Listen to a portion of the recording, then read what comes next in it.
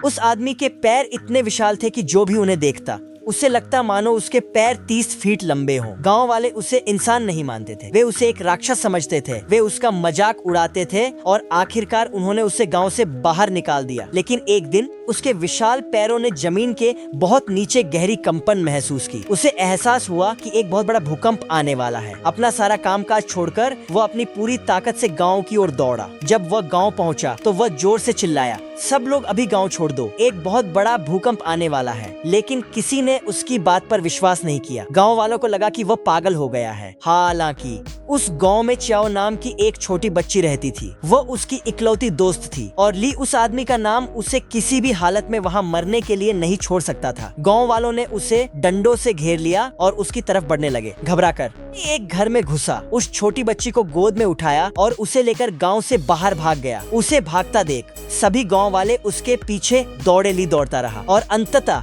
गांव से बहुत दूर एक खुले मैदान में पहुंच गया। लेकिन गांव वालों ने स्थिति को गलत समझा और सोचा कि वह उस बच्ची का अपहरण कर रहा है। गुस्से में आकर उन्हें ली को बेरहमी से पीटना शुरू कर दिया। अंततः ली ने अपनी जान गंवा दी। ठीक उसी पल जमीन तेजी से हिलने लगी। गांव में एक भयानक भूकंप आ गया। घर एक एक करके गिरने लगे। तब जाकर गांव वालों को एहसास हुआ कि ली सच कह रहा था। उसने पूरे गांव को बचाने के लिए अपनी जान कुर्बान कर दी थी। पछतावे से भरकर गांव वालों ने उसके सम्मान में एक मंदिर जैसा स्मारक बनाया और रोजाना उसकी पूजा करने लगे। जैसे जैसे समय बीता, ली के प्रति लोगों का सम्मान और विश्वास इतना बढ़ गया कि उसकी कहानी आखिरकार स्वर्ग की शासक, पश्चिम की राजमाता, queen mother of the west तक पहुंच गई। उन्होंने देखा कि ली ने नफरत का जवाब दयालुता से दिया था और दूसरों की रक्षा के लिए अपनी जान दे दी थी। उसकी महानता से गहराई से प्रभावित होकर रानी ने ली को अमरता का वरदान दिया और उसे नंगे पैर वाले देवता, बेयर फुट इमोर्टल की उपाधि दी। स्वर्ग में सभी देवता एक भव्य उत्सव मना रहे थे जहाँ सब कुछ खुशी और आनंद से भरा हुआ था। अचानक एक ऐसा देवता पहुंचा जो कभी अपने पैरों में कुछ नहीं पहनता था। उसे देखकर बाकी देवता असहज हो गए क्योंकि उन्हें लगा कि उसका रूप उत्सव के माहौल को खराब कर देगा। हालांकि स्वर्ग की रानी ने उसे दूसरों की तरह नहीं परखा। इसके बजाय उन्होंने गर्मजोशी से उसका स्वागत किया और उसे प्यार से ली नाम से पुकारा। जब सभी मेहमान आ गए तो रानी ने एक कविता पढ़नी शुरू की जो उन्होंने सभी के लिए लिखी थी। लेकिन अचानक एक शक्तिशाली राक्षस ने उत्सव पर हमला कर दिया और शांतिपूर्ण माहौल को तबाह कर दिया। सभी देवता तुरंत रानी की रक्षा के लिए आगे आए, लेकिन उन्हें जल्द ही एहसास हो गया कि उनकी शक्तियां इस राक्षस के सामने बेकार थी। असल में वह राक्षस यह साबित करने के इरादे से आया था कि उसके पास सबसे बड़ी ताकत है और वह स्वर्ग में रहने का हकदार है। हालांकि इससे पहले कि कोई उसे रोक पाता, ली ने सीधे अपने हथियार, जिसे रुअर कहा जाता था, से राक्षस पर हमला कर दिया। उसने राक्षस के चेहरे पर वार किया और उसे तुरंत जमीन पर गिरा दिया। यह देखकर रानी ने मुस्कुराते हुए बताया कि यह पूरा हमला वास्तव में उनके द्वारा रची गई एक परीक्षा थी। वो यह पता लगाना चाहती थी कि कठिन स्थिति का सामना करते समय उनमें से कौन अपनी ताकत और बुद्धि दोनों का उपयोग कर सकता है। रानी ने ली की बहुत प्रशंसा की क्योंकि जहां बाकी सब घबरा गए थे, वहीं वह शांत रहा, लड़ता रहा और पक्के इरादे के साथ राक्षस को हरा दिया। उसके इस काम से प्रभावित होकर रानी ने खुशी खुशी ली को एक खास उपहार दिया और उत्सव एक बार फिर से शुरू हो गया। लेकिन जब कार्यक्रम समाप्त हुआ और सभी जाने लगे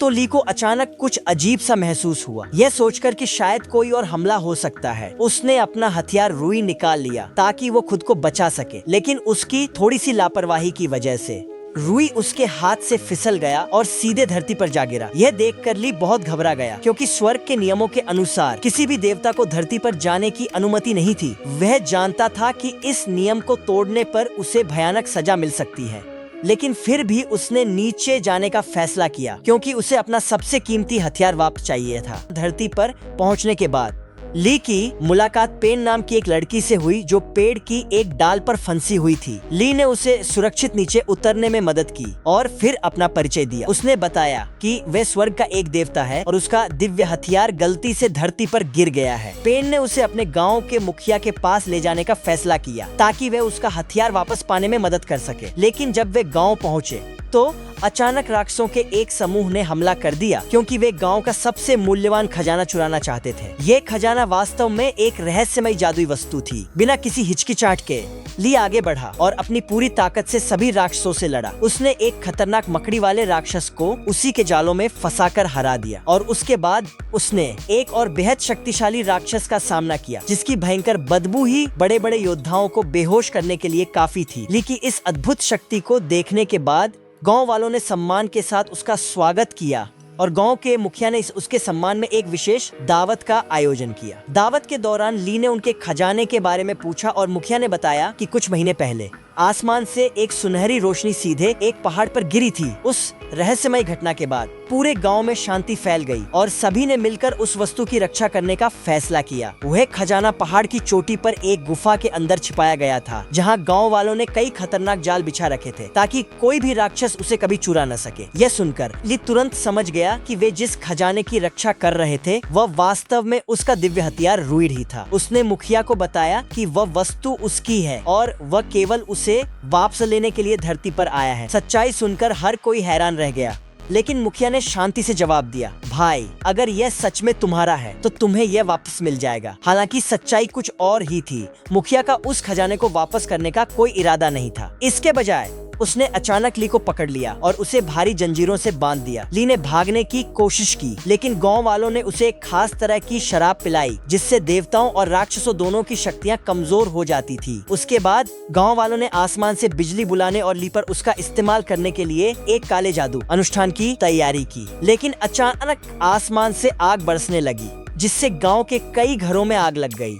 हर कोई तुरंत आग बुझाने के लिए दौड़ पड़ा। इस स्थिति का फायदा उठाते हुए पेन चुपके से ली के पास आई और उससे कहा कि अगर वह राक्षसों से उसके गांव की रक्षा करेगा तो वह उसे उसका खोया हुआ खजाना ढूंढने में मदद करेगी। ली तुरंत मान गया और पेन ने उसकी जंजीरें खोल दी। आजाद होने के बाद दोनों ने उस पहाड़ की ओर अपनी यात्रा शुरू की जहां रुई छिपा हुआ था। कुछ गांव वालों ने उनका पीछा किया, लेकिन जब उन्होंने ली को उस खतरनाक पहाड़ी रास्ते की ओर जाते देखा तो वे खुश हो गए क्योंकि उनका मानना था कि वहां बिछाए गए जालों से आज तक कोई भी जिंदा बचकर वापस नहीं आया था। खजाने की खोज जब ली पहाड़ पर पहुंचा तो उसने से अपने आसपास छिपे जालों को महसूस करने के लिए अपनी शक्तियों का उपयोग किया, लेकिन अचानक उसका पैर एक दलदल के अंदर फंस गया। चूंकि ली और पेन दोनों बहुत थक चुके थे, इसलिए उन्होंने एक नदी के पास आराम करने का फैसला किया। आराम करने के दौरान पेन ने ली से पूछा कि वह कभी ही जूते क्यों नहीं पहनता। ली ने तब अपने अतीत की कहानी बताई कि देवता बनने के बाद भी उसने जूते न पहनने का विकल्प चुना क्योंकि वो नंगे पैर रहने में सहज हो गया था और उसने खुद को वैसा ही स्वीकार कर लिया था जैसा वो था। ली के अतीत की कहानी सुनने के बाद पेन आखिरकार उसके साथ उस गुफा तक पहुंच गई जहां खजाने की सुरक्षा के लिए अनगिनत खतरनाक जाल बिछाए गए थे। ली की दिव्य शक्तियों की मदद से वे आसानी से सभी छिपे हुए जालों से बच गए और तब तक आगे बढ़ते रहे जब तक वे एक बड़े पुल तक नहीं पहुंच गए जिसके दूसरे छोर पर खजाना छिपा हुआ था। हालांकि जैसे ही ली ने पुल पर कदम रखा, एक शक्तिशाली बल ने अचानक उसे पीछे धकेल दिया। वह जल्दी ही समझ गया कि पुल के चारों ओर जादुई घंटियां लगी हुई थी जो उसकी रक्षा कर रही थी और उनकी रहस्यमयी शक्ति के कारण न तो देवता और न ही राक्षस उस पुल को पार कर सकते थे। ली को आगे बढ़ने में असमर्थ देखकर पेन ने खुद जोखिम उठाने का फैसला किया और उस खतरनाक पुल पर कदम रखा। उसने सावधानी से एक एक करके हर जादुई घंटी को हटा दिया ताकि ली वहां से गुजर सके, लेकिन ऐसा करते समय अचानक उसका पैर फिसल गया और वह पुल से लगभग नीचे गिर ही गई थी। खतरे के बावजूद पेन ने अपनी हिम्मत जुटाई और वापस ऊपर चढ़ने में सफल रही। पेन द्वारा रास्ता साफ करने के बाद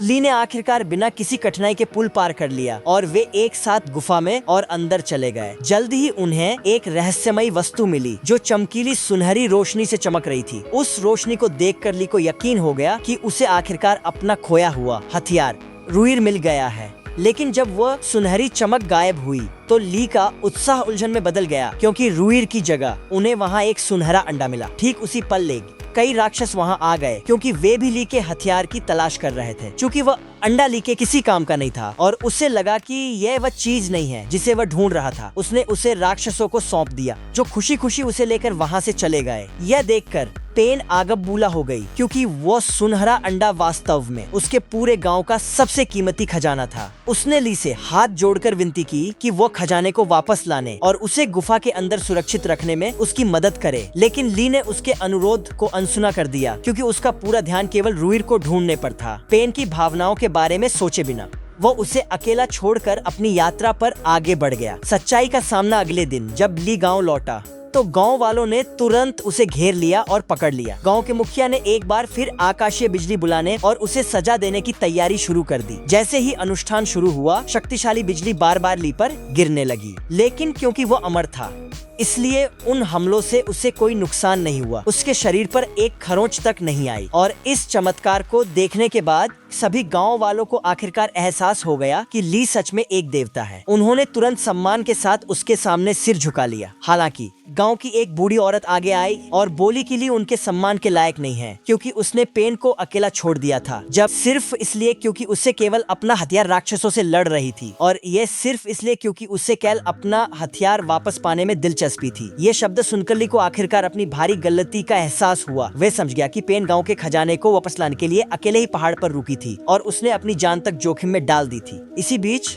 जिन राक्षसों ने वह सुनहरा अंडा लिया था वे भी उलझन में थे क्योंकि उन्हें नहीं पता था कि उसके अंदर क्या है। कुछ देर विचार विमर्श करने के बाद उन्होंने एक मुर्गे वाले राक्षस को अंडे पर बैठने का आदेश दिया ताकि उसके अंदर जो कुछ भी छिपा है वह बाहर आ सके। उसी समय पेन ने एक बिल्ली वाले राक्षस का भेष बदला और चुपके से उनके ठिकाने में घुस गई। अपनी बुद्धिमानी का इस्तेमाल करते हुए वह राक्षसों को बेवकूफ बनाने में कामयाब रही और सफलतापूर्वक सुनहरे अंडे को वहाँ से चुरा लाई। लेकिन भागते समय राक्षसों को पता चल गया कि पेन कोई राक्षस नहीं बल्कि एक इंसान है। उन्होंने तुरंत उसे घेर लिया और अपना खजाना चुराने के जुर्म में उसे मारने की तैयारी करने लगे। ठीक उसी समय जब पेन की जान जाने वाली थी, ली एकदम सही वक्त पर वहां पहुंच गया। उसने अपनी पूरी शक्ति के साथ राक्षसों पर हमला किया और उन्हें एक के बाद एक हरा दिया, जिससे पेन की जान बच गई। राक्षस किंग निया की वापसी राक्षसों को हराने के बाद ली और पेन सुनहरे अंडे के साथ गांव लौट आए। अपना खोया हुआ खजाना सुरक्षित वापस देखकर सभी गांव वाले बेहद खुश हो गए। फिर उन्होंने उस रहस्यमय अंडे को खोलने और यह जानने के लिए कि उसके अंदर क्या छिपा है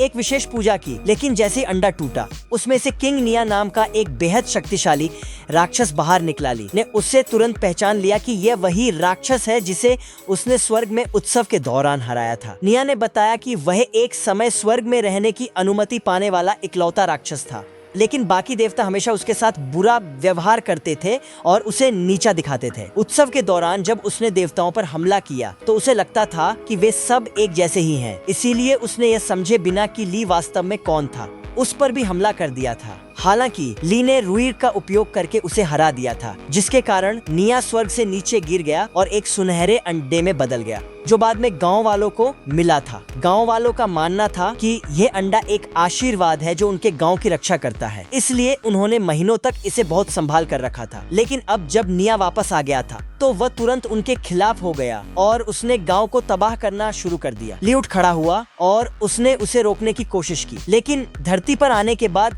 उसकी दिव्य शक्तियाँ स्वर्ग की तुलना में बहुत कमजोर हो गई थी। निया आसानी से उस पर हावी हो गया और अपना आखिरी जानलेवा वार करने ही वाला था, लेकिन आखिरी पल में पेन उनके बीच आ गई और ली को बचाने के लिए वह वार अपने ऊपर ले लिया। ली ये देखकर स्तब्ध रह गया क्योंकि वह समझ नहीं पा रहा था कि पेन उसके लिए अपनी जान क्यों कुर्बान करना चाहती थी। जब पेन घायल अवस्था में जमीन पर पड़ी थी, तब ली ने देखा कि उसके माथे पर रुइर का एक रहस्यमयी निशान उभर आया है। उस पल ली को आखिरकार सच्चाई का पता चल गया। पेन खुद ही वास्तव में उसके हथियार रुई का असली रूप थी, वह हथियार जिसे वह इतने लंबे समय से ढूंढ रहा था। इसके पीछे का कारण ली के पिछले जन्म से जुड़ा था। एक इंसान के रूप में ली के मरने के बाद चियाओ, वह छोटी बच्ची, धीरे धीरे बड़ी हुई, लेकिन उसकी बीमारी और गंभीर हो गई और दुख की बात है कि उसका निधन हो गया। अपने पूरे जीवन काल में चियाओ ने पूरी सच्ची श्रद्धा के साथ देवताओं की प्रार्थना करना जारी रखा था। उसकी दयालुता और विश्वास के कारण स्वर्ग की रानी उसके सामने प्रकट हुई और पूछा कि वो अपने अगले जन्म में